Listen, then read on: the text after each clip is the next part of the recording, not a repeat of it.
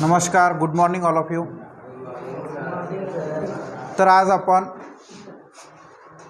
Periodic classification of elements यामधला जो modern periodic table आहे याबद्दल इंट्रोडक्शन पाहणार आहे.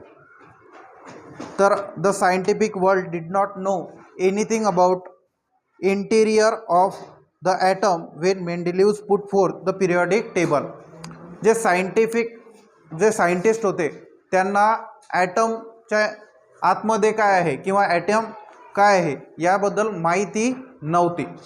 तर ॲटम सर्वांना माहीत आहे, येस ऑर नो.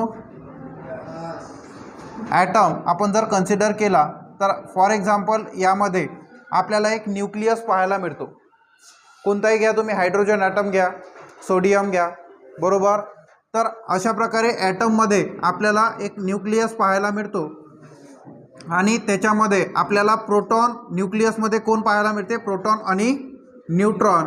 त्याच्या साईडला आपल्याला काय पाहायला मिळतात, शेल्स पाहायला मिळतात. त्या शेलमध्ये आपल्याला काय फिरताना पाहायला मिळतात, इलेक्ट्रॉन. काय पाहायला मिळतात, electron.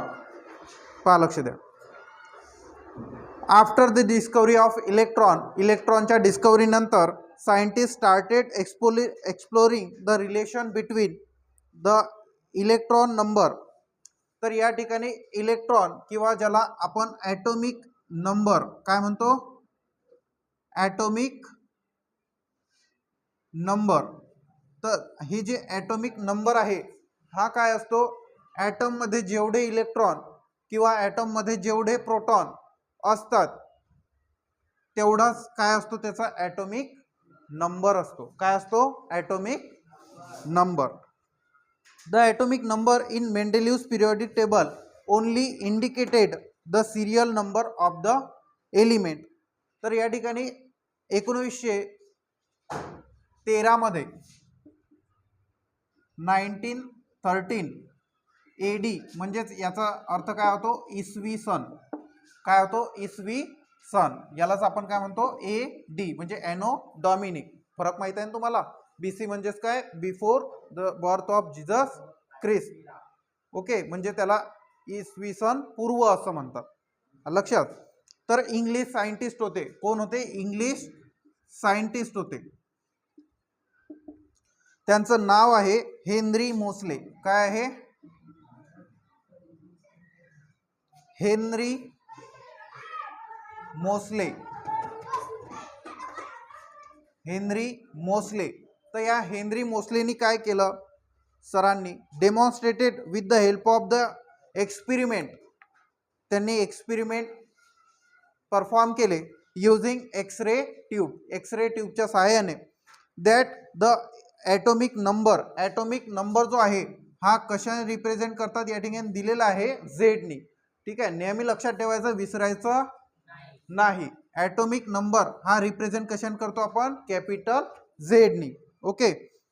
Of an element corresponds to the positive charge of the nucleus or the number of protons in the nucleus of atom of that element. This reveal that atomic number is more fundamental property of an element than its atomic mass. तर आपण याआधी जेवढेही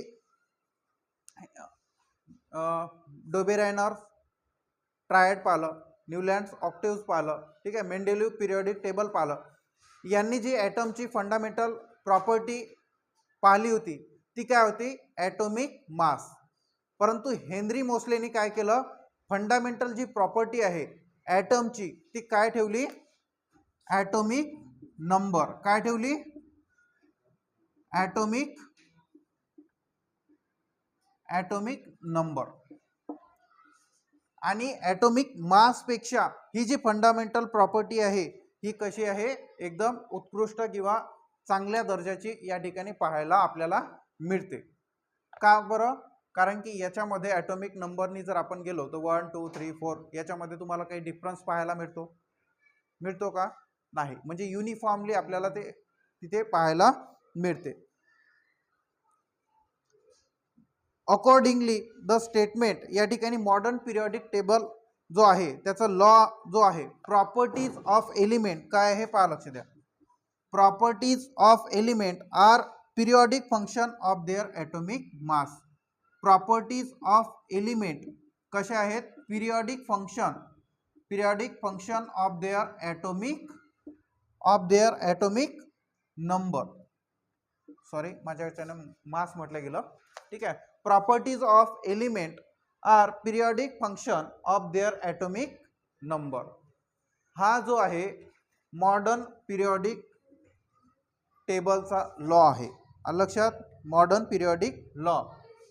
properties of element are periodic function of their atomic number. लक्षात राहील? Yes or no? तर next आहे modern periodic table. यालाच आपण long form of the periodic table म्हणतो. काय म्हणतो?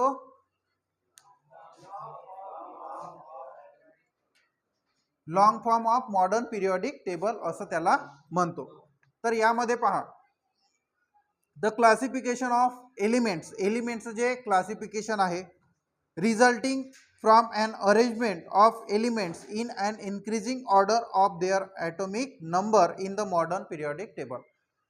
तर आपण आधीचे जे एक्सपेरिमेंट पाहिले ज्याच्यामध्ये त्यांच्या मासच्या इन्क्रीजिंग ऑर्डरनी सर्व एलिमेंटला लावलेलं होतं, पण मॉडर्न पिरियॉडिक टेबलमध्ये ॲटॉमिक नंबरच्या इन्क्रीजिंग ऑर्डरनी एलिमेंटला अरेंज केलेलं आहे. कशाच्या फंडामेंटल प्रॉपर्टी काय ठेवलेली आहे? Atomic number. ओके, हे विसरायचं नाही. The properties of element can be predicted more accurately with the help of modern periodic table form on the basis of atomic number. ज्या प्रॉपर्टीज आहे एलिमेंटच्या, ठीक आहे, त्या जास्त प्रेडिक्ट ॲक्युरेटली केल्या जातात. कशाच्या सहाय्याने? त्यांचे प्रॉपर्टी काय, बेस काय ठेवल्याने? Atomic number. ॲटॉमिक नंबर जर आपण बेस ठेवत असू तर ज्या एलिमेंटच्या प्रॉपर्टीज आहेत हे आपण मोर ॲक्युरेटली सांगू शकतो. The modern periodic table is also called the long form of the periodic table. तर मॉडर्न पिरियॉडिक टेबलचंच एक दुसरं नाव म्हणजेच काय आहे? Long form of the periodic table आहे. ओके, याच्यामध्ये काही फरक नाही आहे. कळलं? तुम्ही long form of the periodic table म्हणा किंवा मॉडर्न पिरियॉडिक टेबल म्हणा, दोघंही अर्थ काय आहे? एकच आहे. In the modern periodic table the elements are arrange in accordance with their atomic number. कसे आहेत? ॲटॉमिक नंबरच्या अरेंजमेंटनी त्याला ठेवलेलं आहे. तर तुम्हाला पुस्तकामध्ये डायग्राम दिलेली आहे, ते आपण नेक्स्ट पिरियडमध्ये पाहणार आहोत. पूर्ण मॉडर्न पिरियॉडिक टेबल कसा असतो. 2 minute. As a result most of the drawbacks of modern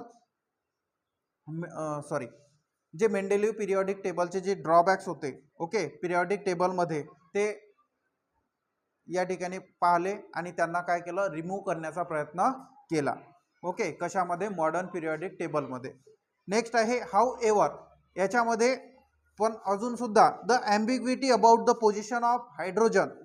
हायड्रोजनबद्दलच्या स्थानाबद्दल अजूनही कन्फ्युजन मॉडर्न पिरियॉडिक टेबलमध्ये सुद्धा पाहायला मिळते. ambiguity about the position of hydrogen is not removed even in the modern periodic table.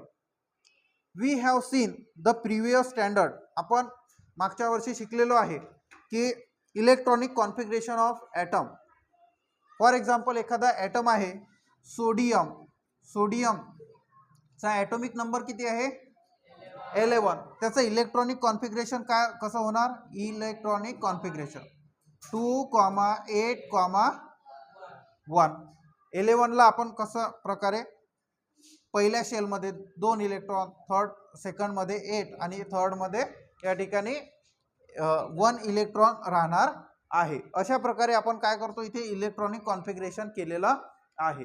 म्हणजे तुम्ही पाहू शकता सोडियमचा ॲटॉमिक नंबर किती आहे? 11. इलेक्ट्रॉनची संख्या किती आहे? 11. म्हणजे ॲटॉमिक नंबर तुम्ही कसा फाइंड करू शकता? जेव्हा तुम्हाला इलेक्ट्रॉन त्या ॲटममध्ये किती इलेक्ट्रॉन आहे ते माहीत जर असतील तर तुम्हाला समजू शकतं की 11 ॲटॉमिक नंबर आहे. किंवा त्याच्यामध्ये प्रोटॉनची संख्या किती आहे त्याच्यावरूनही प्रोटॉनची संख्या सुद्धा सोडियममध्ये किती असते? 11.